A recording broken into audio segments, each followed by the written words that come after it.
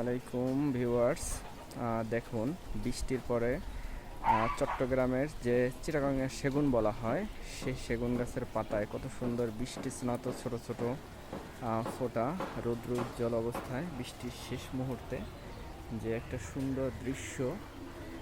আসলে এটা বাস্তবে না দেখলে বোঝানো সম্ভব না। ভিডিওতে কতটা দেখা যাচ্ছে আমি জানি না, তবে বাস্তবে এটা দেখতে আসলে অসাধারণ চমৎকার লাগতেছে।